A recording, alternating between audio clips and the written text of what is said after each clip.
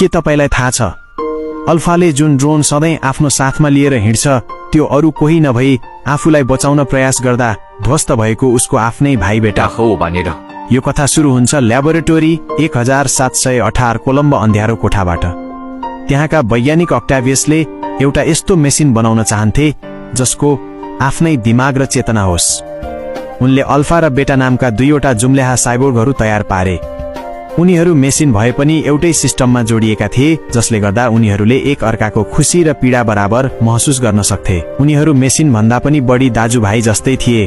तर एक भयानक रात ल्याबोरेटोरीमा तहल्का मच्चियो। अर्को सम्बर्धित मानव सेबरले आफ्नो नियन्त्रण गुमायो र प्रयोगशालाका सबैलाई मार्दै त्यहाँबाट भाग्यो। साबेरको त्यो विनाशकारी आक्रमणको बीचमा अल्फा र बेटा परे। साबेरले अल्फामाथि प्राणघातक प्रहार गर्नै लाग्दा बेटा आफ्नो दाइलाई बचाउन बीचमा आयो। साबेरको तरबारले बेटाको शरीरलाई टुक्रा टुक्रा पारिदियो।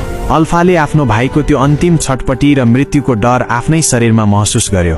त्यो घटनापछि अक्टाभियसले अल्फालाई त पूर्ण रूपमा ठिक पारे तर बेटाको शरीर सधैँका लागि नष्ट भइसकेको थियो। अल्फाले आफ्नो भाइलाई गुमाउन सकेन। उसले बेटाको बाँकी रहेको मेकानिकल कोर र उसको चेतनालाई निकालेर एउटा सानो ड्रोन भित्र जडान गरिदियो। आज गेममा अल्फाले स्किल चलाउँदा जुन ड्रोनले लेजर हान्छ त्यो वास्तवमा बेटाकै आत्मा हो जो मरेर पनि आफ्नो दाइको रक्षा गरिरहेको छ।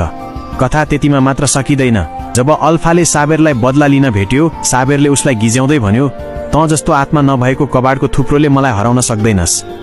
साबेर त त्यहाँबाट गयो तर अल्फाको दिमागमा एउटा प्रश्न छोडेर गयो, आखिर यो आत्मा सोल भनेको के हो?